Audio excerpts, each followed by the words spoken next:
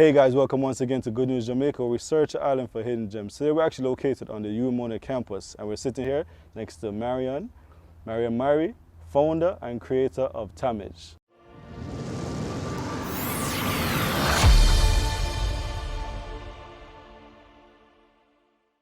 How are you doing today?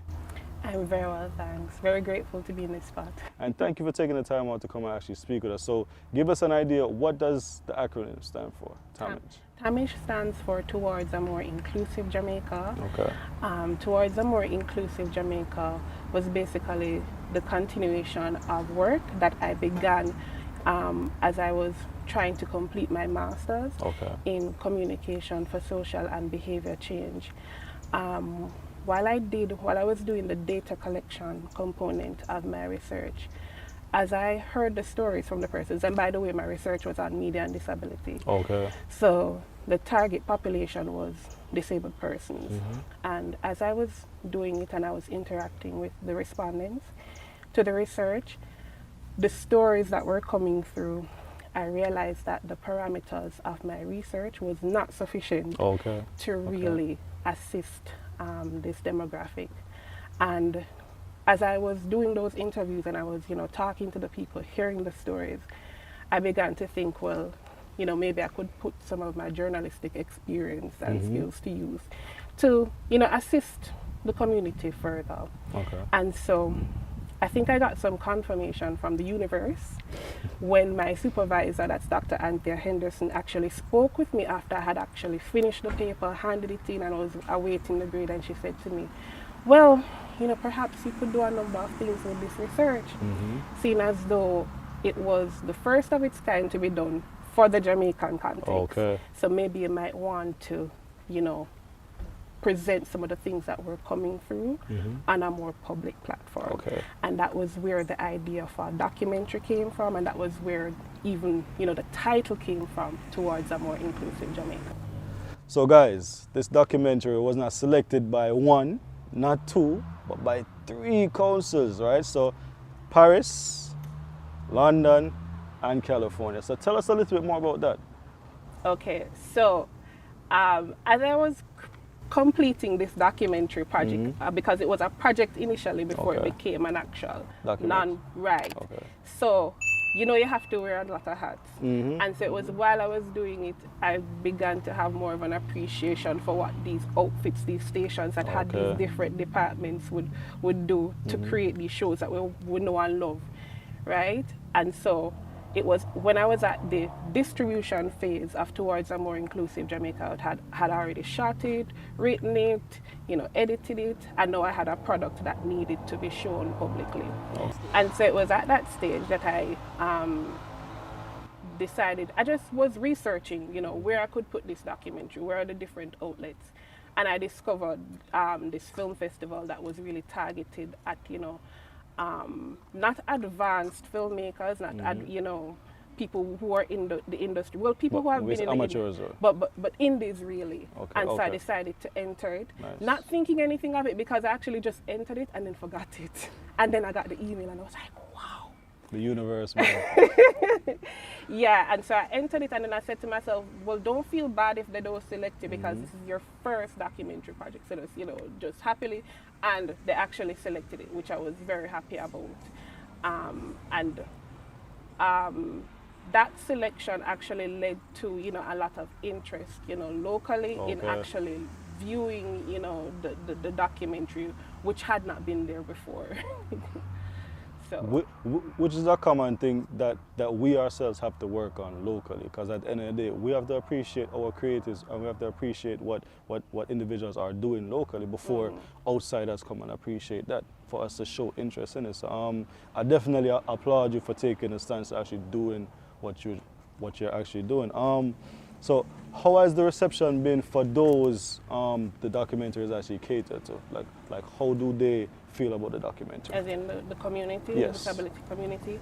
Well, initially when I was actually shooting the documentary, I got a lot of positive feedback, even from people who were participating as interviewees. Because one of the things that came out in my research, which I reported in the research paper, was that which was about, you know, the relationship between media and the disability community here, is that they feel that, yes, there is coverage of the disability community, but there isn't coverage in the way that would really redound to meaningful make a change difference, exactly, happening for the community. And so what I realized based on what they were saying is that they needed their own dedicated space, and somebody with, you know, the skills, know the ins and the outs, know how to work the system, to really get their stories to the forefront, so that will in turn inform the government's agenda, Okay. in terms of how they prioritize issues affecting the disability community. Okay. We actually highlighted a young man a few months ago. His name is Robert. So Robert actually graduated from the UWI, had his degree, and was displaced because he couldn't get a job. So that's a common issue for of individuals with a disability, because he's legally blind. But Robert didn't allow that to stop him though. Like, Robert would literally go out there day in, day out and sell his Jamaican treats. And for individuals like those, like what is one thing you want to like say to individuals like those who come across these hardships in pushing forward? In terms of like specifically those who have degrees. And, you know, and with a disability. Yeah. Well, all I can say is keep trying, you know, and keep working, because sometimes the value is not in necessarily even getting the job that's in your specific field. And, you know, I think even what he's doing is instructive to the rest of us, in that he has this thing that, you know, is kind of something that some people would look at as a hindrance and a reason to just be dependent on other people. But he is using it, you know, to not only support himself, he's supporting himself, but he's not like necessarily depending on other people. Exactly. But I think one of the issues that come to me as I hear that story, in terms of him, you know, having this degree and not being able to necessarily work in his field, is the fact that some of the things, we know that the legislation is not necessarily yet enforced, but some of the things from a policy perspective for the disability community are not being upheld, because they're supposed to reserve a certain percentage of jobs for them. Exactly. Right. Exactly. And so that's the first thing that came to me when I heard it. It's like, where was the job that was supposed to meet him once he's finished? You know. All right, so you also mentioned that you're a founder for a nonprofit. So how is that coming along right now? Okay, so when I decided to register Tamij as a nonprofit, it was basically to facilitate the documentary moving forward. When I released it, I was inundated with a lot of different feedback. People saying, you know, this is good. The community saying, we've been wanting something like this for a long time, wherein the stories would be told in the way that they needed them to be told, and not really, you know, like farmed and fashioned to how, you know, it wouldn't offend. To pretty it up, yeah. Right. Exactly. And so I got a lot of feedback from, you know, the disability community, from people just commending that it's a good idea, and also, and I think this one I was really humbled by a mother. Well, I remember when it was to be aired on TVJ. And so what I had done was I blocked the master documentary on YouTube for a little while. Okay. And her mother reached out to me, and she was like, she was almost frantic. I could feel the franticness in the text. It was over Facebook. She was saying that her daughter had used my documentary for her SBA, wow. school-based assessment. Yeah. And I was like, so this is really making an impact. And she was asking, you know, what can she do because she's here and she's frantic. And I said, well, don't worry. So I gave her a private link. And then I said, once, you know, Disability Day had passed and it had aired on the channel, it aired on TVJ twice. Okay. Once first 8:30 on the 2nd, and then the following day. It was also aired on NCU TV. Okay. It was aired on Business Access TV. And as I said, because I kind of went off with that, it's okay. It's okay. I was very humbled by that a student actually thought my work was good enough for her to write her you know, assessment on it. So that to me says that it's really making the impact where I want it, because it's really the young people that you want to start changing their mind about how they look at people with disabilities and disability. So I was very happy about that. Okay, all right. So what would you say is next? Like, what's next for you? Well, as I said, well, I don't think I said that before. That's okay. Yeah, so in terms of moving forward, I'm realizing that if I'm to do more documentaries, I'm definitely going to need a lot of support. Okay. And I also need to build out a structure for it, which was why I registered it as a non-profit, because one of the things I learned while I was doing the distribution, this initial project got support, it got sponsorship, but I did things in not the regular way that you would with the local market. I went to the diaspora. Which makes sense. I had a couple, I had a connection, and I spoke to her and I gave her my idea, and she linked me with 2 companies that are based in the USA, but they do a lot of work in Jamaica and the wider Caribbean.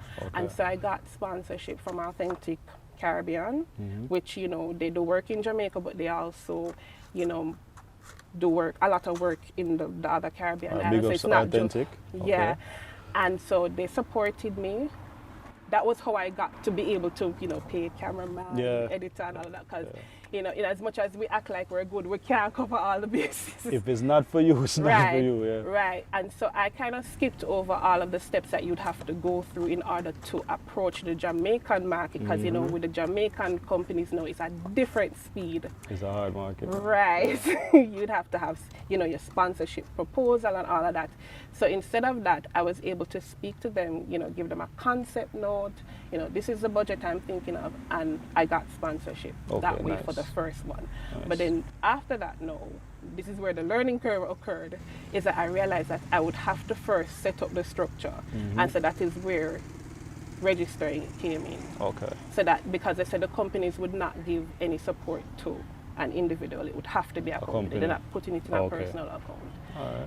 Yeah, so that's what I'm working on now, to try and build a structure so that I can, you know, really do some more of these documentaries. All right, cool. So where exactly can individuals find the documentary for viewing? They can find it on YouTube at Towards a More Inclusive Jamaica on YouTube. Just type that in and it will come up. There's also a Facebook page in the same name, and I'm in the process of setting up an Instagram page for it as well. Okay, good stuff. And if individuals might want to get in contact with you, how is that possible? Okay, so I have an email address which is also on the YouTube page and the Facebook page. It's inclusiveja@gmail.com. All right, great. I just want to say, like, you're doing an awesome job, and just the fact of you taking the time out to highlight something that needs to be highlighted in order to make a difference, kudos to you. Thank you very, very much for taking the time out to come and speak with us today. Thank you for having me. Definitely appreciate it. And the universe is working in your favor. The universe is working in your favor, so just keep on doing great things. And thank you once more. All right? Okay, thank you so much. Have a blessed one. Same to you. All right, cool. Guys, thanks again for coming and taking in this awesome interview with Marion Myrie. Make sure you stay tuned for more great interviews and stay blessed. Peace.